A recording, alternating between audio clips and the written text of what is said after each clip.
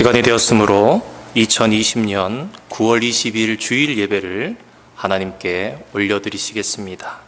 다 함께 자리에서 일어나셔서 개회 찬양하시겠습니다.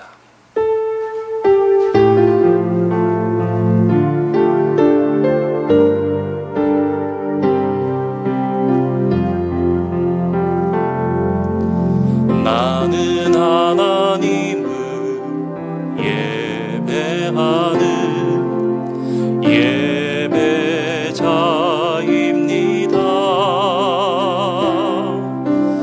내가 서 있는 곳 어디서나 하나님을 예배합니다.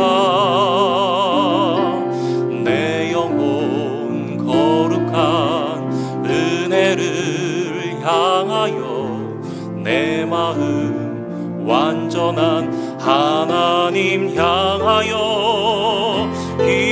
이곳에서 바로 이 시간 하나님을 예배합니다.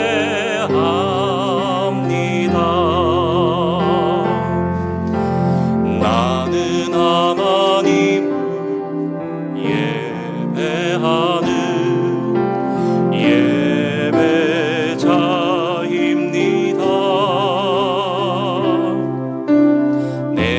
서 있는 곳 어디서나 하나님을 예배합니다. 내 영혼 거룩한 은혜를 향하여 내 마음 완전한 하나님 향하여 이곳에서 바로 이 시간 하나님을 예배합니다.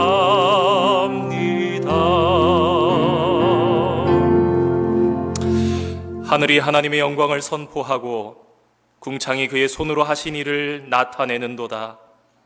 날은 날에게 말하고 밤은 밤에게 지식을 전하니 언어도 없고 말씀도 없으며 들리는 소리도 없으나 그의 소리가 온 땅에 통하고 그의 말씀이 세상 끝까지 이르도다. 하나님은 영이시니 예배하는 자가 영과 진리로 예배할지니라. 아멘. 거룩하시고 자비로우신 사랑의 하나님, 오늘도 이 안식을 축복하시고 저희를 예배의 자리로 불러 모으시니 감사드립니다. 주님께서 주신 기쁨으로 이 시간 저희들의 마음과 정성을 다해 예배하기를 소망하오니 주님 강복하옵시고 우리의 예배를 기뻐 받아 주시옵소서. 감사드리며 예수님의 이름으로 기원하옵나이다. 아멘.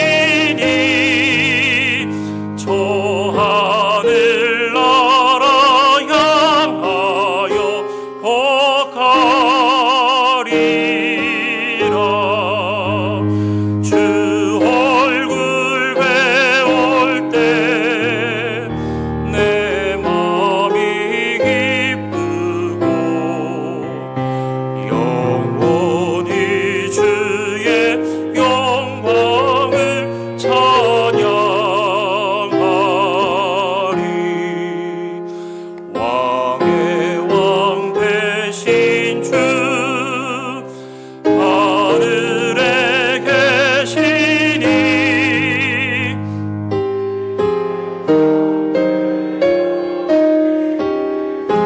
구주 예수 저 천군 천사들 주 어휘하고서 무성도 함께 영원히 늘 섬기네.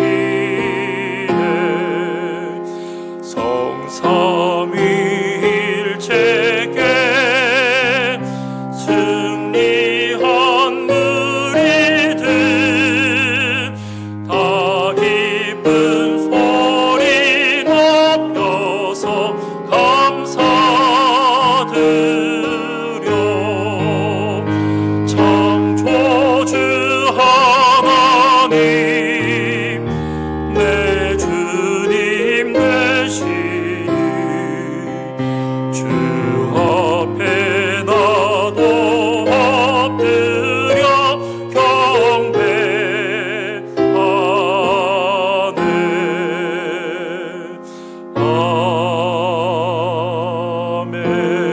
아멘. 성시교도 차례제 29번입니다.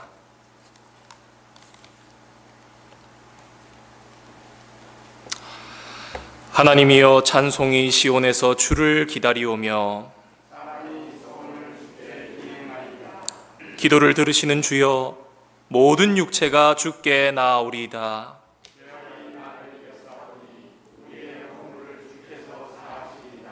주께서 택하시고 가까이 오게 하사 우리가 주의 집 곧 주의 성전의 아름다움으로 만족하리이다. 하나님의 강에 물이 가득하게 하시고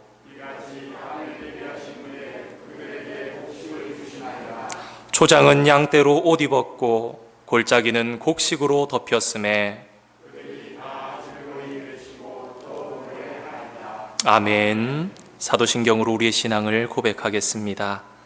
나는 전능하신 아버지 하나님 천지의 창조주를 믿습니다. 나는 그의 유일하신 아들 우리 주 예수 그리스도를 믿습니다.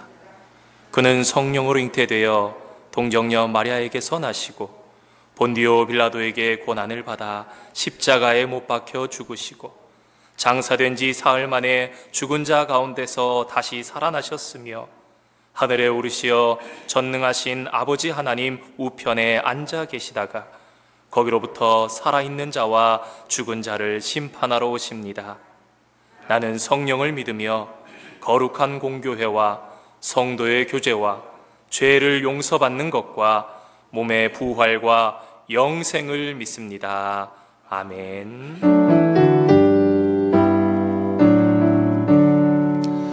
이것이 나의 간증이요 이것이 나의 찬송일세. 나 사는 동안 끊임없이 우주를 찬송하리로다.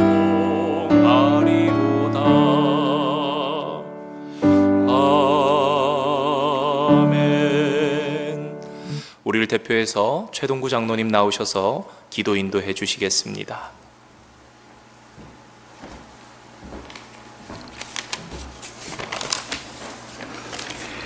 거룩하시고 사랑이 많으신 하나님, 주님의 새날이 밝았습니다. 주일의 새 아침이 되었습니다. 풍성한 주님의 은혜를 기대하며 감사드립니다. 우리는 주님 없이 살아갈 수 없는 존재이므로 오늘도 주님을 예배하며 감사와 찬양과 영광을 드립니다.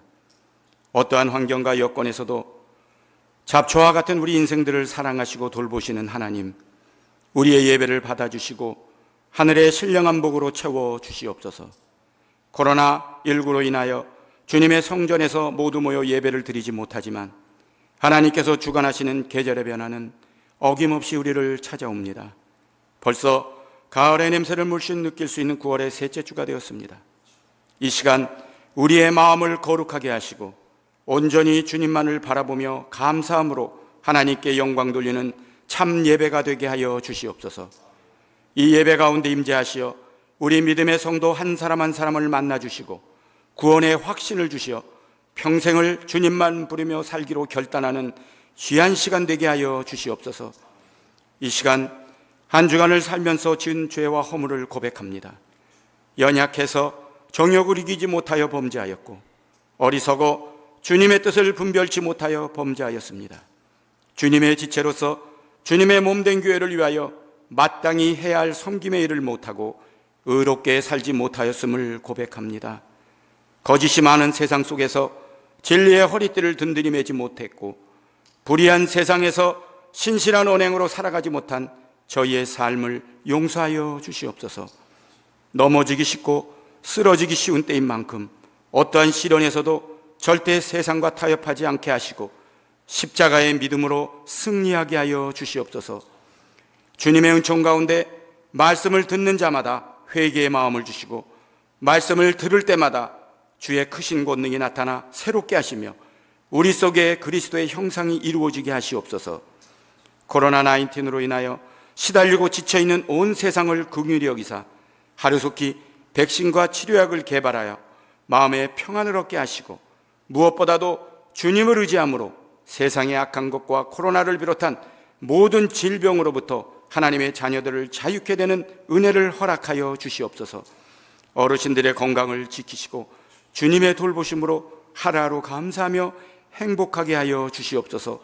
우리의 자녀들이 어떠한 환경과 여건에서도 주님 바라보며 주님께서 주시는 큰 기쁨으로 감사하며 세상에 선한 영향력을 끼치며 살게 하여 주시옵소서. 이 시간 특별히 말씀을 통하여 우리의 믿음이 자라게 하시고 말씀이 저희 속에 선하고 좋은 씨앗이 되어 선한 열매들이 풍성히 열리게 하여 주시옵소서. 전영강 목사님을 귀한 때에 사용하심을 감사드립니다. 목사님의 사역 위에 능력으로 함께 하시어 목회의 신실하신 비전이 현실 속에 드러나게 하시고 기도로 주님과 교제하며 우러나 자러나 치우치지 않고 주님 바라보며 선한 목자로서 주님과 모든 사람에게 사랑받게 하여 주시옵소서.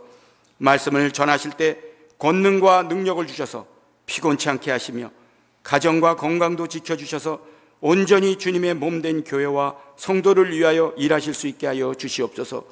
말씀으로 저희를 깨치며 저희에게 은혜와 기쁨과 소망을 가지게 하여 주시옵소서. 우리의 자녀를 돌보시는 원대영 목사님께 영육간에 강건케 하시고 주님의 능력의 오른손을 얹어주사 맡겨주신 사역 잘 감당하는데 어려움이 없도록 은혜를 부어 주시옵소서. 주님의 교회를 위하여 기도합니다. 교회가 교회로서 사명을 감당하게 하시고 이 지역을 말씀으로 변화시킬 수 있는 능력을 주시옵소서. 선한 일에 힘쓰며 이웃을 감동시키고 하나님께로 이끌어가 축복의 통로가 되게 하여 주시옵소서. 매주 예배를 위해 수고하시고 헌신하시는 모든 분들에게 내 힘이 아닌 주님께서 공급하시는 힘과 능력으로 감당하게 하시며 주님의 크신 은혜와 복으로 채워 주시옵소서. 감사드리며 예수 그리스도의 이름으로 기도드립니다. 아멘.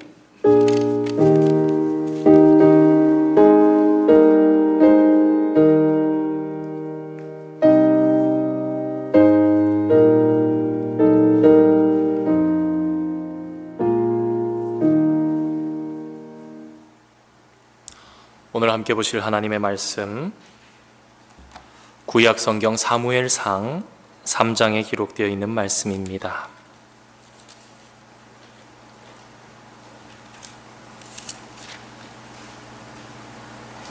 사무엘상 3장 1절에서부터 20절까지 기록되어 있는 말씀. 제가 가진 성경 구약 412면에 기록되어 있습니다. 사무엘상 3장 1절에서부터 20절까지 기록되어 있는 말씀, 우리 한 절씩 교독으로 받기를 원합니다. 찾으신 줄 알고 제가 1절 말씀 봉독하겠습니다. 아이 사무엘이 엘리 앞에서 여호와를 섬길 때에는 여호와의 말씀이 희귀하여 이상이 흔히 보이지 않았더라.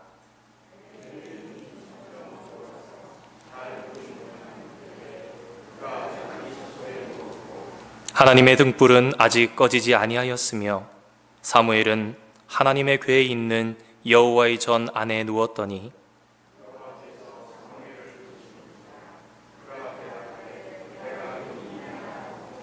엘리에게로 달려가서 이르되 당신이 나를 부르셨기로 내가 여기 있나이다 하니 그가 이르되 나는 부르지 아니하였으니 다시 누우라 하는지라.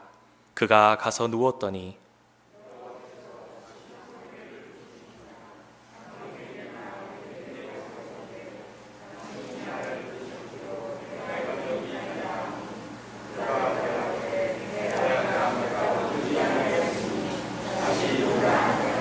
사무엘이 아직 여호와를 알지 못하고 여호와의 말씀도 아직 그에게 나타나지 아니한 때라.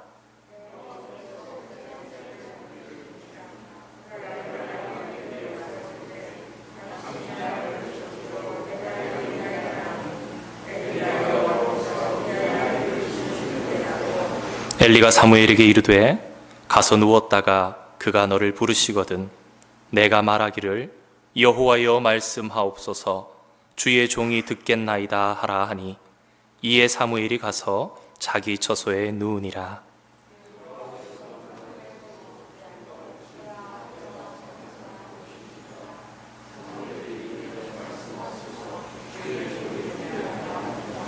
여호와께서 사무엘에게 이르시되 보라 내가 이스라엘 중에 한 일을 행하리니 그것을 듣는 자마다 두 귀가 울리리라.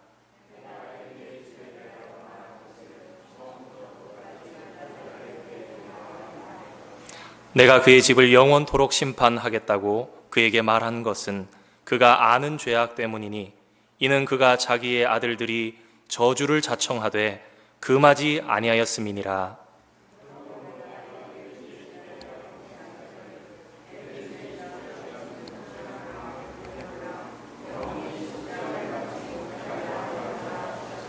사무엘이 아침까지 누웠다가 여호와의 집의 문을 열었으나 그 이상을 엘리에게 알게 하기를 두려워하더니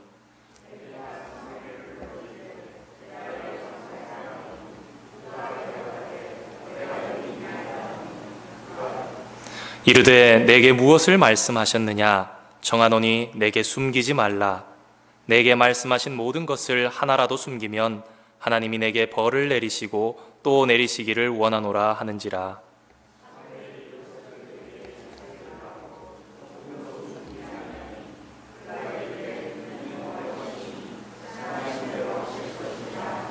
함께 읽겠습니다. 사무엘이 자라매 여호와께서 그와 함께 계셔서 그의 말이 하나도 땅에 떨어지지 않게 하시니 단에서부터 브엘세바까지의 온 이스라엘이 사무엘은 여호와의 선지자로 세우심을 입은 줄을 알았더라. 아멘. 한 주간도 주님 은혜 가운데 평안하셨는지요? 안식일은 하나님께서 특별히 복을 주시려고 저와 여러분을 부르시는 날입니다. 힘써서 하나님 앞에 예배하며 주님께서 준비하신 영의 양식과 축복을 받아 누리십시다. 우리 하나님의 이름을 높이 올려드리며 귀하고 복된 날로 이 날을 만들어가는 저와 여러분들 다 되시기를 주님의 이름으로 축원드립니다. 엘가나의 아내였던 한나는 사실 잉태할 수 없는 여인이었습니다. 하지만 그녀는 성숙한 신앙인의 모습을 하나님 앞에 보였습니다. 분인나가 격분하게 함이 있었지만 그녀는 사람들을 향해서 입을 열지 않았습니다. 자신의 억울함을 사람에게 토로하지 않고 오직 하나님 앞에 나아가서 간구하는 모습을 보입니다. 이런 한나의 모습이 참 올바른 것임을 잘 알면서도 우리는 연약한 인간이라 그래도 눈에 보이는 사람의 위로, 나의 뜻에 의견에 동의해 주기를, 그런 동의를 얻고 싶을 때가 많이 있습니다. 그런데 한나는 그러한 삶을 뛰어넘어서 오직 하나님만 바라보며 하나님께 간구하고 위로함 받기를 원했던 그런 믿음의 사람이었습니다. 또한 그녀는 자신이 술에 취한 것으로 오해했던 제사장 엘리로 인해 마음이 상할 수도 있었습니다. 그러나 그녀는 이러한 일에도 성숙함을 보입니다. 좋은 마음으로 제사장 된 지도자인 엘리를 존중하며 자신의 상황을 잘 설명합니다. 그리고 마침내 엘리 제사장의 입으로부터 축복의 말씀이 나왔을 때 그것을 자신에게 주신 하나님의 응답으로 믿고 내려가서 다시는 근심하지 않더라라고 성경은 기록합니다.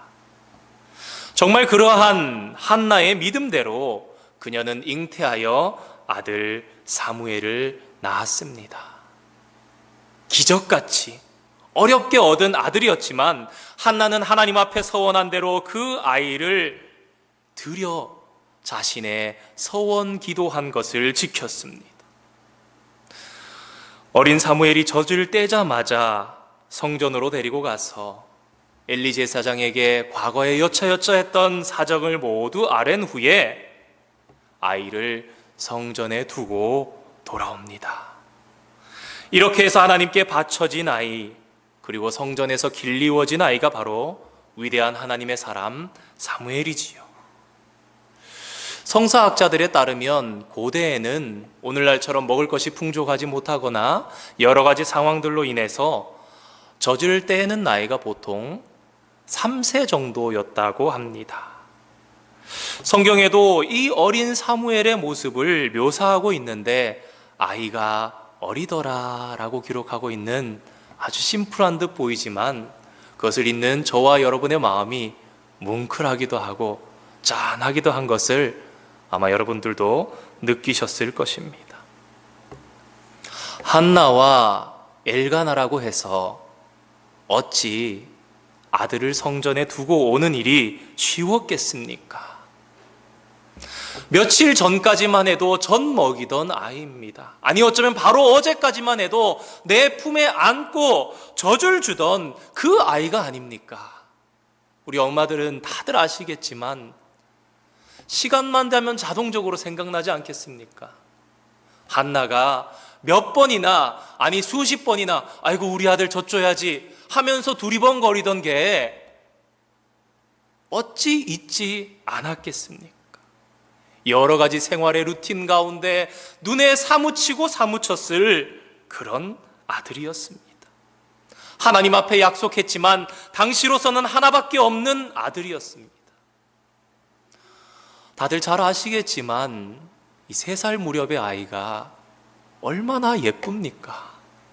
갓난아이의 태가 이제 벗어나서 참 아직까지 장난꾸러기가 되지 않은 그 아이, 하는 일이 얼마나 예쁘고 그런지 한 번은 TV를 보았는데 우연히 죽음을 앞둔 어떤 여성분을 인터뷰하는 것을 보았습니다. 만약에 당신의 삶 가운데 과거의 어떠한 한 지점으로 돌아갈 수 있다면 당신은 언제적 시절로 돌아가고 싶습니까? 라고 묻는 인터뷰어에게 이 여성분이 죽음을 앞두고 자신의 삶을 회상하면서 이렇게 이야기합니다. 자기 딸이 3, 4살 정도 되었을 때 그 시절로 돌아가고 싶습니다. 그때 참 제 딸이 예쁘고 가장 아름다웠고 제 삶을 돌아보니 참 행복했습니다. 라고 하는 인터뷰가 생각이 났습니다. 그러니 한나와 엘가나에게 있어서도 이 어린 사무엘은 세상 무엇과도 바꿀 수 없는 존재였음이 분명합니다. 이번에는 사무엘의 입장에서 한번 생각해 보기를 원합니다. 어린 시절부터 부모를 떠나서 엘리 제사장 밑에서 자란 사무엘. 많은 성경학자들은 하나님의 음성을 처음 들을 때 오늘 본문의 사무엘의 나이를 대략적으로 12세 정도가 되지 않았을까 주장합니다. 그러니까 사무엘이 엘리 제사장 할아버지에게 가서 처음으로 그에게 소개되어지고 길리워진 때를 생각해 봐도 거의 엘리 할아버지가 90세가 다 되었을 정도의 무렵이니까 그때부터 성전에서 자라기 시작한 것입니다. 부모가 없이 나이가 많으신 할아버지 밑에서 또 성전에서 먹고 자고 생활하며 자랐던 사무엘. 성경 심리학자들은 아마도 이런 어린 아동 심리학에 대해서 고려를 할 때에 이러한 어린 시절의 생활의 변화, 이러한 것이 마음속에 심리적으로 사무엘에게 충격을 주었을 가능성이 상당히 있다고 주장합니다. 나아가서 육체적으로도 어떠한 영향을 미치지 않았을까 고려해 봐야 한다고 주장하는 사람들도 있었습니다. 하지만 사무엘이 어떻게 성장하였습니까? 그는 이스라엘 역사에 있어서 손꼽히는 아주 위대한 지도자입니다. 제2의 모세라는 별명을 가질 정도로 그는 이스라엘 전체 역사 가운데 빼놓고 생각할 수 없는 그러한 리더입니다. 사무엘은 왕정의 역사가 시작되기 이전 시기에 이스라엘 전체를 지도했던 지도자였으며 동시에 종교적으로는 제사장이었고 또 하나님의 말씀에 따라 기름을 부어 초대 왕들을 직접 세웠던 인물입니다. 하나님께서 처음 왕인 사울을 세우실 때 이 사무엘을 통해서 기름 부어 왕을 삼으셨고, 저 여러분 잘 아는 것처럼 다윗 왕을 세울 때도 이 사무엘을 통해서 기름을 부었습니다. 그리고 또한 그는 이스라엘의 마지막 사사이기도 했습니다. 오늘 함께 읽은 사무엘상 3장의 본문은 바로 이 사무엘이 하나님을 처음으로 만나는 장면을 기록한 유명한 본문입니다. 사무엘은 과연 어떻게 하였기에 하나님을 만날 수 있었던 것일까요? 함께 오늘 본문을 생각해 보면서 발견해 보기를 원합니다. 첫 번째로 먼저 그에게는 참된 신앙인으로 성장하게끔 영향을 끼친 부모들이 있었음을 생각해 볼 수 있습니다. 사실 사무엘상은 2장과 3장이 대조를 이루는 그러한 구조를 가지고 있습니다. 의도적으로 엘리의 집과 이 사무엘의 집을 대조해서 보여주는 것입니다. 엘리 가문의 몰락함, 그리고 새로운 지도자 사무엘의 성장을 대조적으로 보여주는 것이지요. 대제사장 엘리에게는 홈니와 비느하스라는 두 명의 아들이 있었습니다. 생각해보면 그들이 얼마나 위대하고 좋은 가문에서 태어났습니까? 그런데도 그들은 만군의 하나님 여호와를 무시했고 신령한 진리에 대해서 알려고 하지도 않았습니다. 아버지를 이어서 제사장직을 수행해야 하는 그들이 이런 신앙을 가지고 있었다는 것은 한마디로 너무나 참남하기까지 한 사실입니다. 더 나아가 그들은 하나님의 제사를 무시했습니다. 하나님께 드려지는 제물을 강탈하는, 믿어지지 않는 모습을 성경은 우리에게 보게 합니다. 하나님께서 예배의 법전을 세우시면서 얼마나 큰 축복을 제사장의 집안에 주셨습니까? 하나님께서 영원토록 그 소득이라고 약속하신 흔든 가슴과 든 뒷다리를 취하지 않고 그들은 자신들이 원하는 부위로, 제사 드리는 사람이 원하지 않는데도 그것에 아랑곳하지도 않고 때로는 날 것을 원한다라고 이야기하면서 그의 의사와 제사 드리는 자의 의사와 상관없이 하나님 앞에 드려질 제물을 미리 강탈한 사실을 성경은 3000여 년이 지난 오늘 우리들에게까지 증언하고 있습니다. 당시 하나님과 이스라엘 백성들을 연결하는 유일한 통로였던 희생의 제사를 당신들이 제사장임에도 불구하고 멸시하고 회방하는 그런 일들을 그들이 하였던 것입니다. 지금까지 말씀드린 사실까지만 해도 너무나 감당할 수 없는 일들인데 그들은 이런 일에 더해서 성소에서 하나님께 봉사하는 여인들까지 겁탈하는 죄악을 더하였습니다.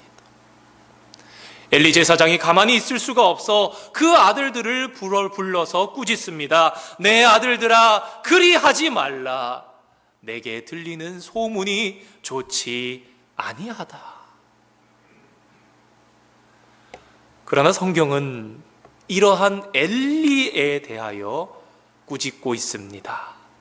내 아들들보다, 내 아들들을 나보다 더 중히 여겨.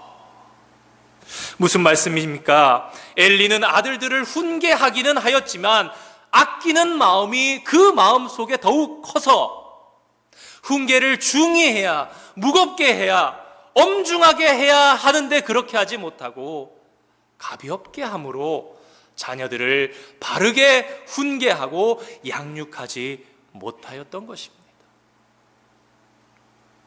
그러나 엘가나와 한나는 하나님 앞에 흠이 없는 사람들이었습니다. 앞서 서론을 통해서도 이미 말씀드린 것처럼 한나는 그런 성숙한 신앙인이었습니다. 또 사무엘을 올려보낸 후에도 매년 성전에 올라갈 때마다 겉옷을 지어서 사무엘에게 전해주는 정성을 보였습니다. 우리는 한나뿐 아니라 엘가나에게서도 그런 성숙함을 발견할 수 있습니다. 비록 오늘 본문 가운데 또 앞선 본문 가운데 엘가나라는 인물이 주인공으로 부각되지는 않아서 많은 부분이 드러나지 못하지만 적어도 그렇게 드러난 본문 가운데도 저와 여러분이 발견할 수 있는 엘가나의 성숙함이 있습니다. 율법서인 민수기 30장의 본문을 보면 서원에 대한 것을 우리들에게 가르치는데요, 거기에 보면 결혼한 여자에 대한 서원에 대한 부분이 나옵니다. 결혼한 여자가 하나님께 마음에 원하는 바가 있어 서원을 합니다. 하나님께 서원한 것은 꼭 지켜야 하는 것이라고 저와 여러분이 알고 있지요. 그런데 거기 보면 남편에게 알리지 않고 결혼한 여인이 자신이 서원했는데 남편이 알게 되었을 경우 남편이 원하지 않으면 그 서원을 무르는 것이 흠이 아닌 것으로 기록되어 있습니다. 그러나 엘가나는 어떻게 합니까? 한나의 잉태가 서원 기도로 인한 하나님의 응답인 줄 알고 또한 믿음으로 한나의 서원에 전적으로 지지해주는 그러한 성숙함을 보입니다. 또한 그는 온 가정과 함께 매년 제를 하나님 앞에 드림으로 하나님 앞에 매년 정성껏 섰던 그런 사람이었습니다. 이미 말씀드렸던 것처럼 이 두 사람에게 어찌 사무엘이 귀하지 않은 자식이라 말할 수 있겠습니까? 아브라함에게 있어서 이삭이 생명보다 귀중했던 것처럼 이들에게 있어서도 사무엘은 세상과 바꿀 수 없는 자식이었음에 분명합니다. 아버지와 어머니의 구별된 신앙심과 아들을 향한 애정은 사무엘이 하나님 앞에 성별된 삶을 살아갈 수 있도록 이끌어주는 힘이 되었을 것입니다. 이처럼 가정에서의 신앙교육은 어려서부터 매우 중요합니다. 성경학자들이 그런 이야기를 합니다. 구전을 통해서 전해 내려오는 이야기인데, 모세가 어떻게 자신의 정체성을 가지게 되었는가? 그 어머니 요게벳이 젖 물리며 그 모세의 배에다가 이스라엘의 지도를 그려주며 하나님을 알려주었다는 얘기가 이스라엘 내에서는 구전을 통해서 내려오는데, 아마도 어린 시절 젖을 먹으며 약 3세 무렵까지 자랐던 모세의 그러한 정체성은 바로 이러한 요게벳의 지극히 어릴 때부터 계속되었던 하나님의 신앙의 교육에 있지 않았나, 그런 주장을 하기도 합니다. 사랑하는 성도 여러분, 특별히 우리 이민자들에게 있어서 저와 여러분의 자녀가 얼마나 귀중합니까? 한국에 있는 부모들보다 저와 여러분은 모든 것을 포기하고 이 땅으로 건너와서 무엇 하나 바라보고 있습니까? 저와 여러분의 자녀가 잘 되기를 바라는 것이 거의 90% 이상의 꿈과 소망이라고 말씀드려도 과언이 아닐 것 같습니다. 오늘 말씀 앞에 저와 여러분이 서보기를 원합니다. 그런 귀중한 우리 자녀들 앞에 오늘 저와 여러분은 과연 어떠한 신앙인으로, 어떠한 부모로 서 있습니까? 자녀가 너무 귀중해서 무겁고 중하게 꾸짖고 견책해야 할 부분을 엘리처럼 가볍게 하고 있는 부분은 없는지요? 우리가 교회에 다니니까 교회 학교에 아이들이 유초등부, 중고등부, 영유아부에 다니고 있으니까 잘 가르쳐 줄 것이라 생각하고 학교적인 것, 세상적인 것은 많이 신경을 쓰면서 마땅히 신앙으로 길러야 할 부분에 대해서는 혹시라도 가볍게 여기고 있는 그러한 부분이 우리 속에는 없습니까? 우리 교회 학교가 든든하고 자랑스러운 교회 학교가 되어 나가도록 저도 힘써 나아갈 것입니다. 하지만 우리 자녀의 믿음의 성장은 그들의 바른 신앙이 무르익도록 하기 위해서는 교회 학교만이 힘써서 되는 것이 아니라 부모와 교회 학교가 온 힘을 다해 협력함으로 그러할 때에 저와 여러분의 자녀가 마땅히 바른 신앙 안에서 자라갈 줄 압니다. 잠언 23장 13절에 이런 말씀이 기록되어 있지요. 아마 여러분들 들어보시면 잘 아실 것입니다. 아이를 훈계하지 아니하려고 하지 말라. 채찍으로 그를 때릴지라도 그가 죽지 아니하리라. 자녀를 학대하라는 말이 아닙니다. 이 말씀의 포커스는 때려도 죽지 않는다는 것에 있는 것이 아닙니다. 마땅히 책망하고 견책할 바를 그 부모가 해야 하는 것이 마땅하다. 예언서에도 나와 있지 않습니까?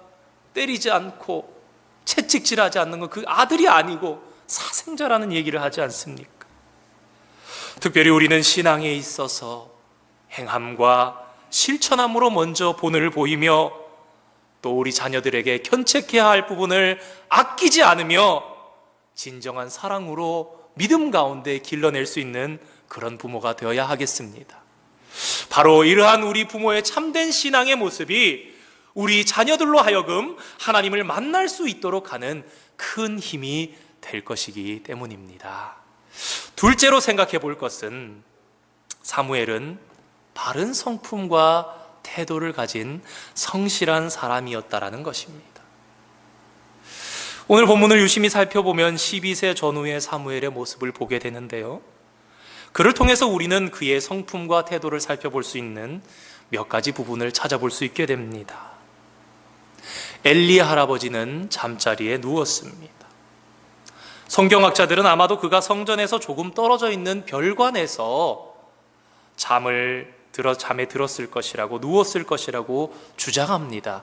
왜냐하면 실로에 하나님의 궤가 있은 지가 이미 오래되었기 때문입니다.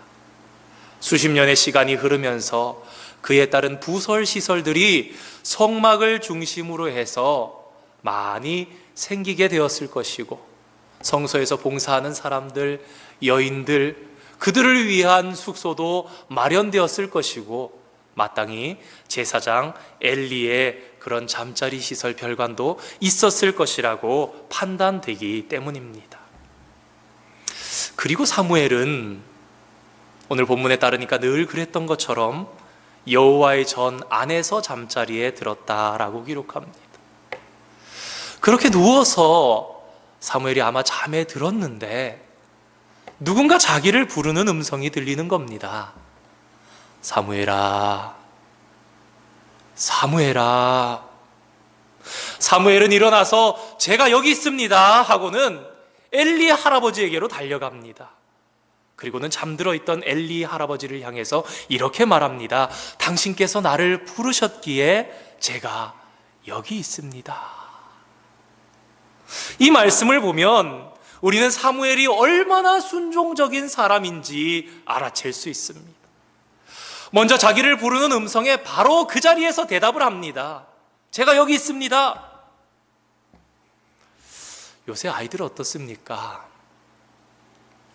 멀리 생각할 것도 없이 저와 여러분의 자녀, 청소년기, 아니면 저와 여러분의 어린 시절 생각해 보시면 됩니다.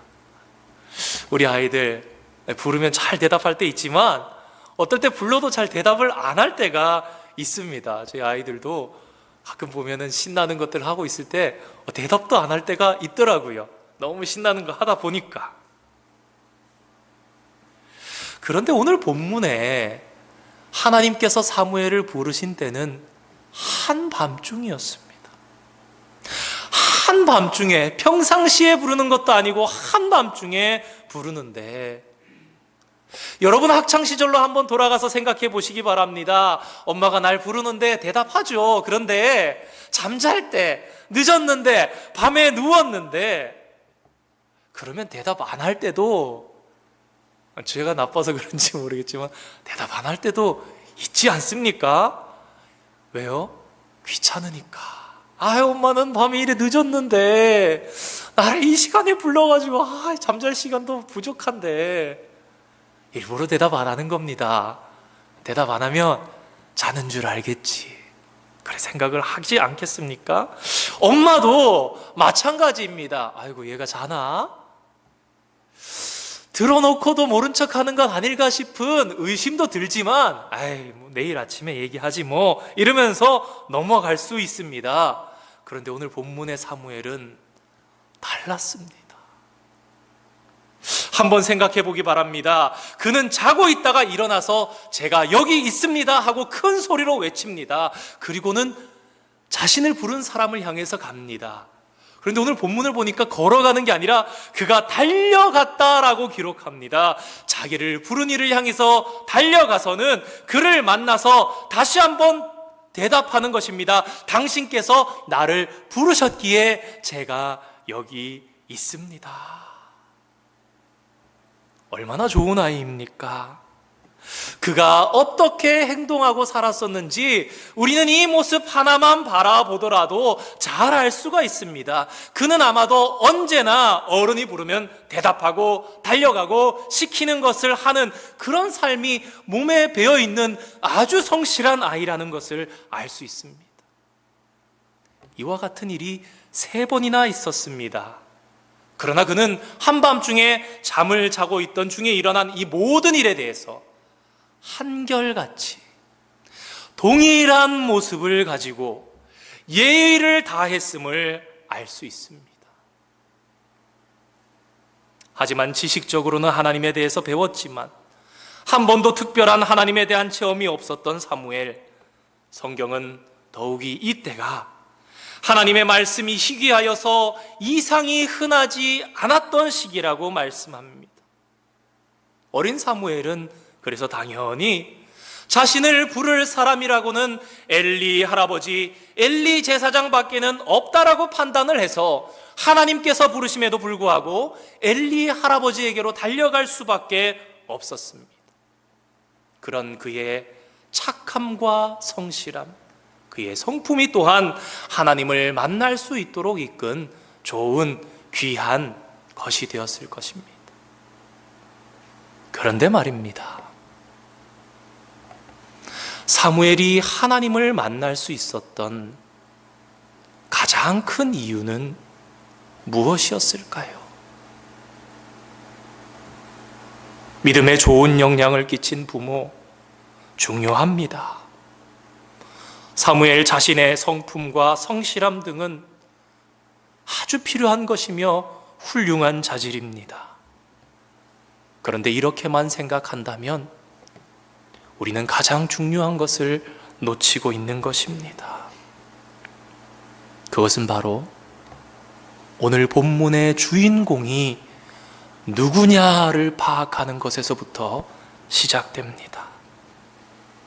앞서서 말씀드린 2가지는 주인공을 사무엘이라는 인물로 보았을 때 우리가 생각해 볼 수 있는 일반적인 사항들, 내용들이라고 할 수 있을 것입니다. 물론 그 자체로도 중요한 교훈을 가지고 있지요. 그런데 그것들보다 더 중요한 것이 있는데, 그것은 바로 오늘 본문의 주인공은 사무엘이 아니라 하나님이시라는 것입니다. 사무엘의 부모가 좋은 영적인 영향력을 미쳤다고, 또 사무엘이 좋은 성품과 성실함을 가지고 있다고 해서 그렇게 인간이 하나님을 만날 수 있는 존재입니까? 우리는 질문해 보아야 합니다. 사무엘이 하나님을 만날 수 있었던 가장 큰 이유는 무엇인가? 그것은 그의 가문의 좋음도 아니요, 그의 부모가 위대한 신앙을 유산으로 물려줬기 때문도 아니요, 그의 인간됨도 아니라 바로 만군의 하나님 여호와께서 친히 그에게 다가오셨기 때문입니다. 하나님께서 다가오셨기 때문에 그는 하나님을 만날 수 있었고 하나님의 음성을 들을 수 있었습니다. 다시 한번 되짚어 보겠습니다. 엘리의 영적인 시대적 배경을 오늘 성경 본문 1절은 무엇이라 기록하고 있습니까?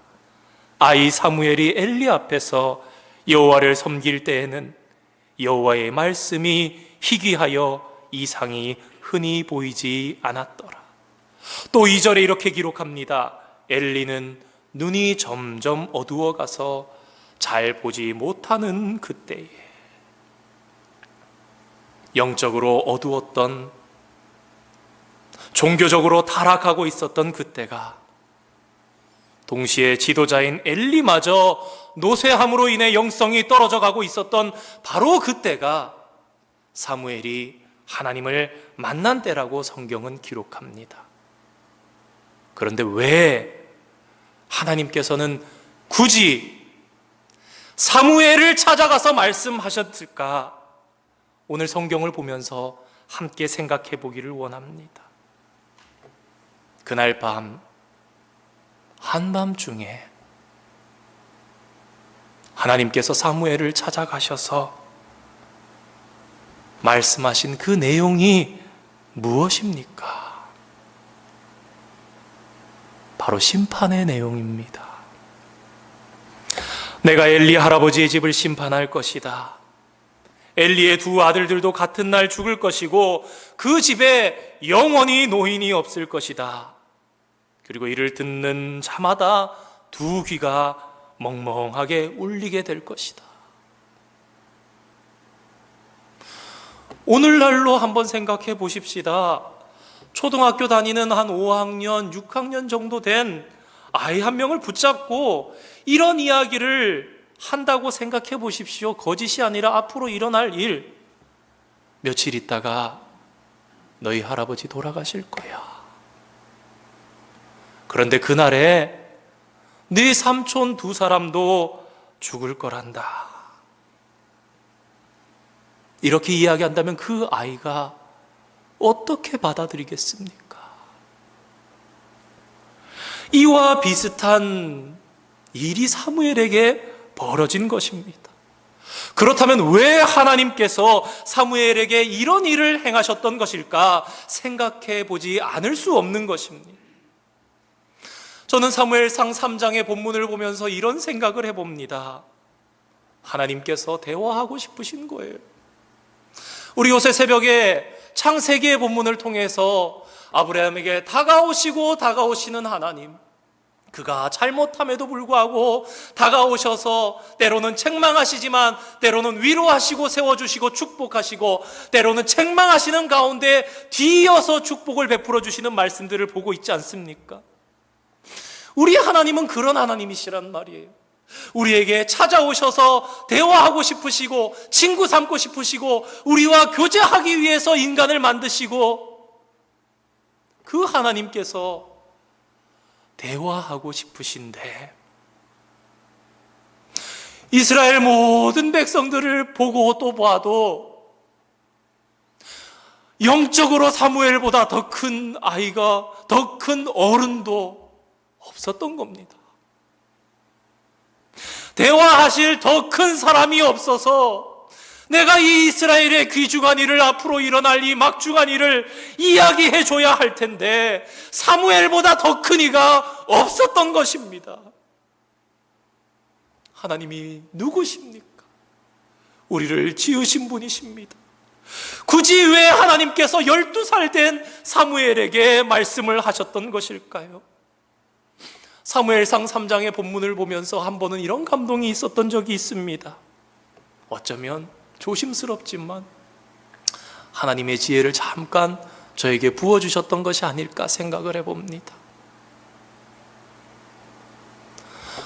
하나님께서는 사실 기다리셨다는 겁니다. 아이 사무엘과 대화를 하고 싶은데 아직 이 아이가 충분히 자라지를 못한 거예요.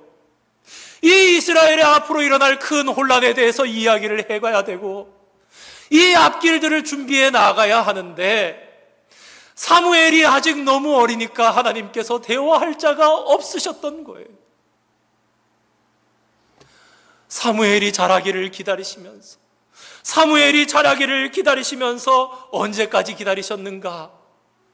그래도 이 아이가 적어도 이 하나님의 엄중한 말씀을 감내해낼 수 있을 때까지는 기다려줘야 하지 않겠습니까?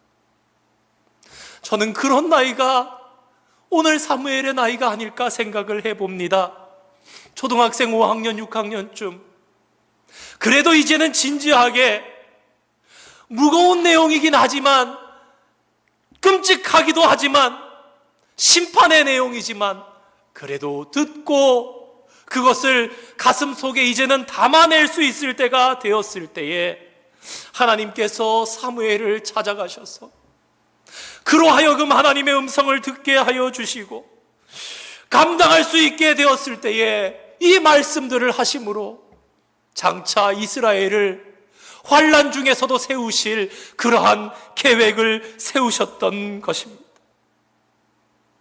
어린 사무엘이 어리지만 아름답고 깨끗하게 자라가는 것을 보시면서 매일매일 지난주 말씀 나눴던 것처럼 정원에 와서 식물들을 바라보시면서 교제하셨던 하나님, 그 어린 생명이 자라도록 보호하시고 자라도록 인내하시고 양분을 주시고 하셨던 하나님의 정성, 오죽하면 하나님께서 이 어린 아이를 붙잡고 무서운 말씀을 하셨을까?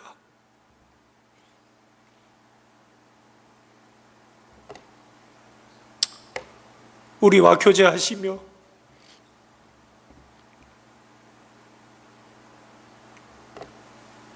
친히 대화하기를 원하시고 우리를 통해 하나님 뜻을 펼치기를 원하시는 그런 하나님의 안타까움을 우리는 느낄 수 있어야 합니다.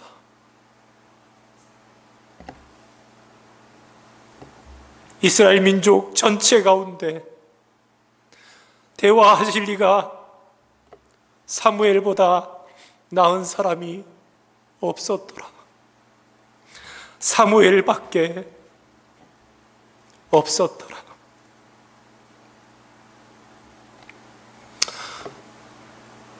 사랑하는 성도 여러분,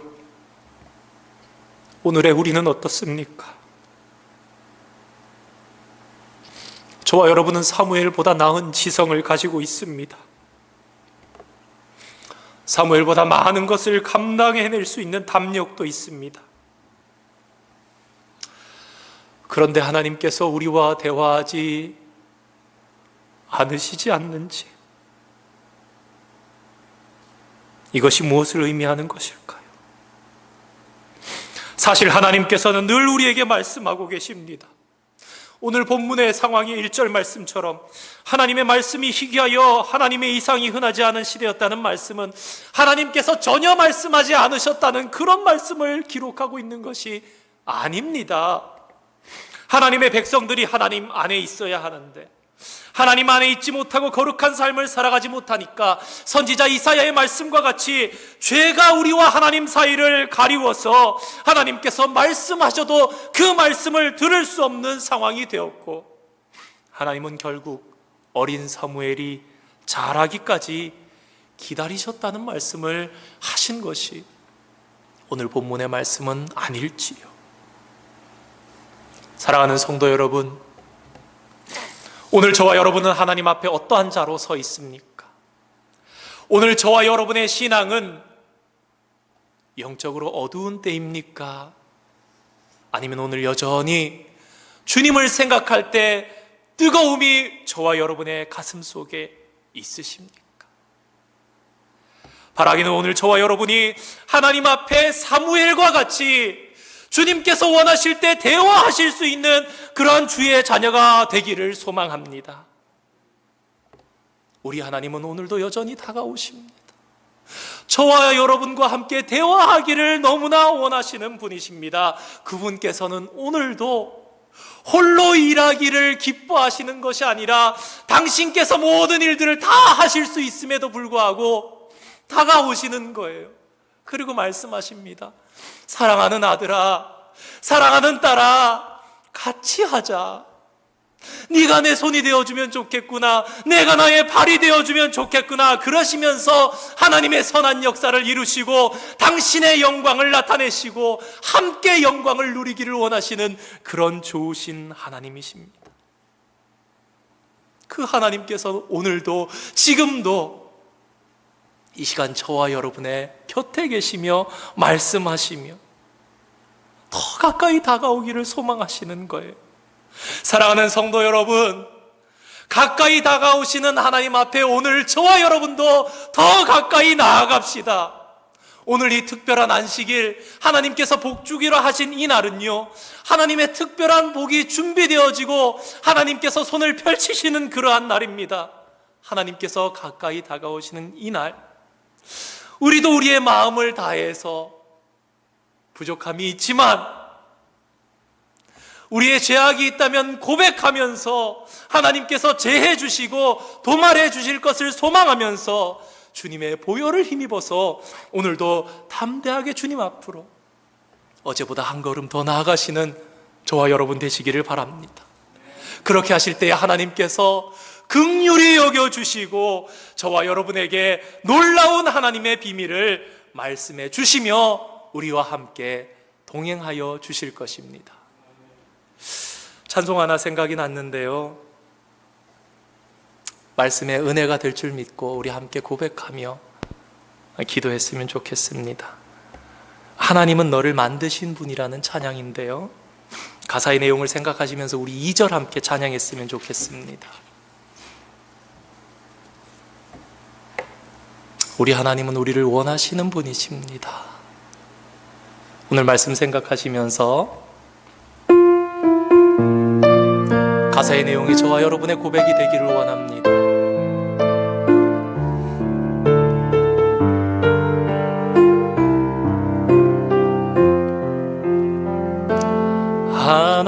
하나님은 너를 원하시는 분, 이 세상 그 무엇 그 누구보다 하나님은 너를 원하시는 분, 너와 같이 있고, 우리 가사를 바꿔서 할까요? 하나님은 나를 인도하는 분, 하나님은 나를 인도하는 분, 광야에서도 폭풍 중에도 하나님은 나를 인도하는 분, 하나님은 나를 인도하는 분, 푸른 초장, 우리 같은 부분 처음부터 하나님은 나를 인도하는 분, 우리 가슴에 손을 얹고 나를 원하시는 분, 나를 원하시는 분, 이 세상 그 무엇 그 누구보다 하나님은 나를 원하시는 분, 나와 같이 있고 싶어 하신단다. 하나님은 나를 인도하는 분, 님은 나를 인도하는 분, 광야에서도 폭풍 중에도 하나님은 나를 인도하는 분, 푸른 초장으로 인도하신 그의 생각, 그의 생각 셀 수 없고, 그의 자비 무궁하며, 그의 성실 날마다 새롭고, 그의 사랑, 우리 후렴 다시 합니다. 그의 생각, 그의 생각 셀 수 없고, 그의 자비 무궁하며,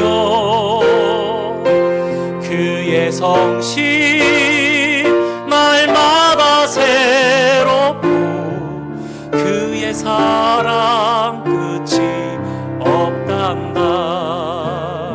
우리 오늘도 함께 결단의 기도를 드렸으면 좋겠습니다. 오늘 말씀을 통해서 여전히 우리에게 다가오시는 하나님을 느끼십니까? 그 하나님은 방금 우리가 찬양한 것처럼 오늘 저와 여러분을 원하신다 말씀하십니다. 주여, 주의 종이 듣겠나이다. 주여, 말씀하옵소서. 저와 여러분이 그러한 주님의 기쁨 되는 자녀 되기를 소망하면서 함께 잠시 한 1, 2분간 마음을 다해 주님 앞에 간구하는 시간 가지겠습니다. 거룩하신 아버지 하나님, 우리를 너무나 사랑하시고 우리를 참아버리지 못하시는 아버지 하나님의 크신 사랑 때문에 오늘도 저희들이 이 자리에 모여 주님 앞에 예배하며 믿음 떨어지지 않고 신앙 안에서 있음을 주님 앞에 고백합니다. 주님, 저희들 주님의 음성을 들을 수 있는 거룩한 주의 자녀 되기를 소망합니다. 아버지 하나님, 오늘도 찾고자 하지만 그 마음의 중심이, 배부가, 심장이 주님을 향하여 있지 아니하여 안타까운 마음으로 여기시면서 세상 가운데 한 영혼을 찾고 다니시지는 않으시는지, 그러한 주님의 마음을 헤아리며 주님의 음성에 응답할 수 있는 저희들 되기를 간절히 소망합니다. 주님, 우리를 불쌍히 여겨 주시옵소서. 주님, 우리의 부족함과 연약함을 꾸짖지 마시고 주님 앞에 아버지 하나님 달려나갈 수 있는 저희들 되기를 간절히 소망합니다. 주님, 우리를 붙잡아 주시고 다가오시는 주님을 만나며 그 주님과 함께 동력할 수 있는 주여 거룩한 주의 백성들 다 될 수 있도록 주님 축복하여 주시옵소서. 어린 사무엘은 하나님의 말씀이 무서웠을 것입니다.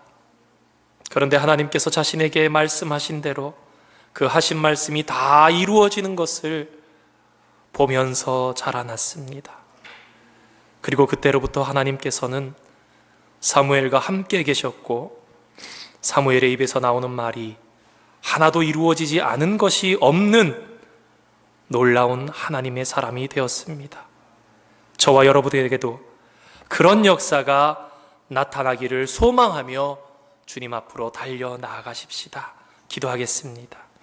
하나님, 오늘도 복된 주의를 주셔서 하나님 앞에 예배하게 하시니 감사드립니다. 오늘 말씀을 통해 어린아이지만 사무엘이라는 그 아이밖에 대화하실 리가 없으셔서 하나님의 음성인지도 분별하지 못했던 그 어린아이를 붙잡으시고 대화하셨던 하나님을 이 시간 생각해 봅니다. 하나님, 얼마나 안타까우셨습니까? 그런데 하나님, 혹시 지금도 그런 안타까움 속에 계신 것은 아닌지 저희들 자신을 돌아봅니다. 주님, 부족해도 오늘 저희들이 하나님의 음성 듣기를 원합니다. 그렇게 준비되기를 소망합니다. 사무엘과 같은 사람이 되어 미래를 준비하고 바꾸어 나가는 하나님의 도구가 되기를 소망합니다. 오늘 우리에게도 말씀하여 주시고 우리의 자녀들에게도 말씀하여 주셔서 시대를 준비하고 바꾸어 나가는 주님의 거룩한 도구 되게 하여 주시옵소서. 이 시간도 우리에게 다가오시는 하나님께 감사드리며 사랑이 많으신 예수님의 이름으로 기도드립니다. 아멘. 우리 봉헌송 찬양하시겠습니다.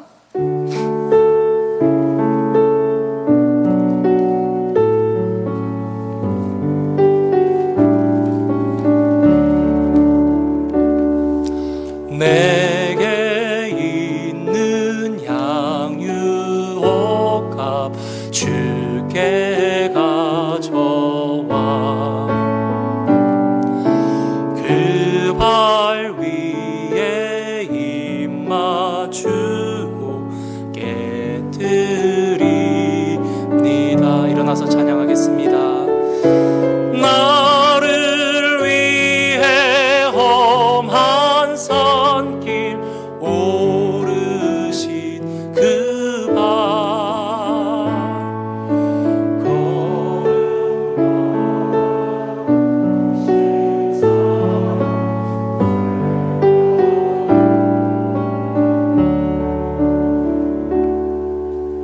거룩하신 하나님 아버지 감사합니다.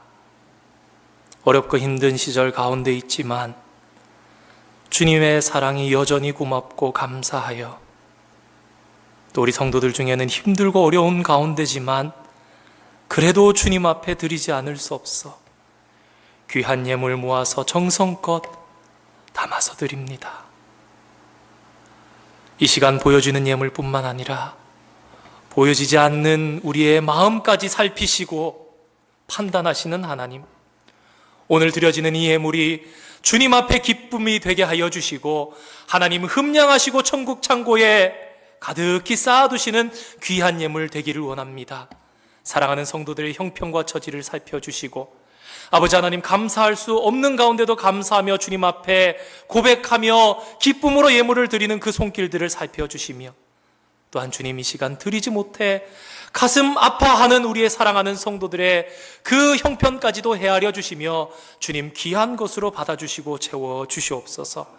우리 성도들의 사업장을 붙잡아 주시사 들어오는 물질 풍족하게 하여 주시고 허투루 나가는 물질 없게 주님 붙잡아 주시고 주님 모든 우리의 삶을 통해 영광 받아 주시며 드려지는 예물이 시간이 갈수록 더욱더 아름다운 예물들 될 수 있도록 주님 축복하여 주시옵소서. 감사드리며 예수님의 이름으로 기도드립니다. 아멘.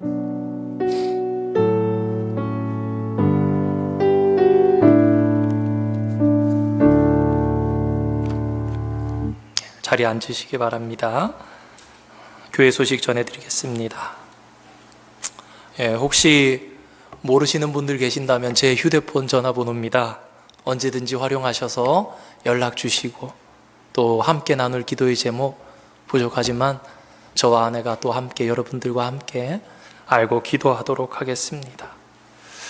코로나 상황 가운데 예배 지침에 대해서 여러분 잘 알고 계실 줄 압니다. 우리 끝까지 혹시라도 우리의 마음이 해이해지지 않은 가운데 잘 지켜서 예배 드리러 오시는 분들이나 또 조심하시면서 온라인으로 동참하시는 분들이나 같은 하나님 앞에 또 이러한 상황 가운데서 더 경건하고 아름다운 예배를 위해서 힘쓰고 계실 텐데 그 모든 예배가 하나님 받으시기에 합당한 예배, 귀한 예배 되어지기를 함께 기도하면서 힘쓰기를 원합니다. 최근 우리 솔즈베리 지역에서도 한국인 가운데 코로나 바이러스 확진자가 발생했다는 소식을 들었습니다. 우리 어제 저녁에 장로님들과 모여서 이야기를 나누면서 이런 부분에 대해서도 우리 성도님들 중에 염려하시는 분들 계시지 않을까, 그래서 당부의 말씀을 드리는 것이 좋겠다 생각을 했습니다. 다 알아서들 잘 하시겠지만 거듭 당부를 드립니다. 혹시라도 그런 접촉이 있으셨던 분들께서는 충분히 또 온라인 예배로 힘써 주시기를 부탁을 드리고요. 우리 교우분들이 오시는 분들도 목숨 걸고 오실 거고 오지 않으시는 분들도 또 귀한 마음 가지고 그런 줄 압니다. 혹시라도 목사가 새로 와서 어떤 마음으로 있는지 몰라서 가야지 또 가지 않으면 그런 마음 전혀 없습니다. 여러분 동일한 마음으로 예배당에 오신 분도 귀한 성도님들, 지금 이 자리에서 함께 온라인으로 예배하시는 성도님들도 열심히 예배 드리시고 함께 찬양하며 말씀 듣는 귀한 성도님 줄 알고 그렇게 여러분들 생각하고 있습니다. 그래서 같은 마음으로 온라인 오프라인 함께 힘써서 예배하는 가운데 한 성령님께서 같이 주의 영 안에서 교통하게 하시고 우리의 온전한 예배를 받으실 줄 믿습니다. 함께 힘써 주시기를 당부드립니다. 공천 위원 모임이 오늘 12시 30분 도서실에서 있습니다. 우리 겨울 독감 예방접종 오늘 2부 예배 후에 친교실에서 진행됩니다. 참고해 주셔서 잘 준비될 수 있도록 해 주시면 좋겠습니다. 다른 특별한 광고 없으시면 우리 다 함께 자리에서 일어나셔서 찬송가 435장 찬양하시고 축도로 예배 마치도록 하겠습니다.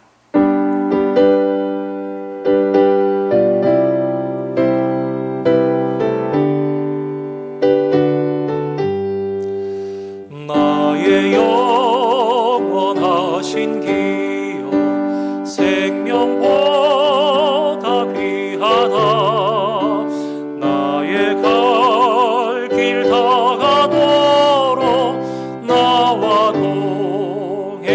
행하소서.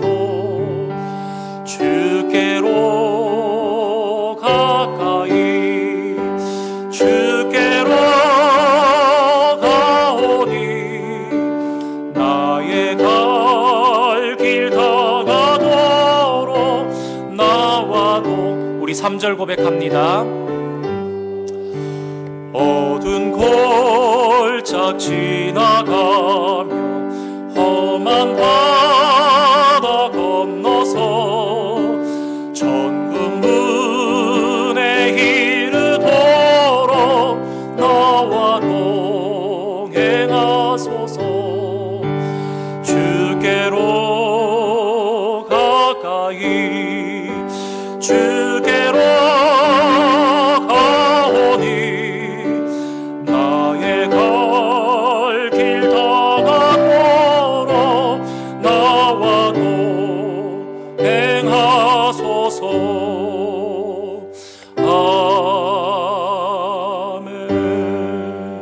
아멘.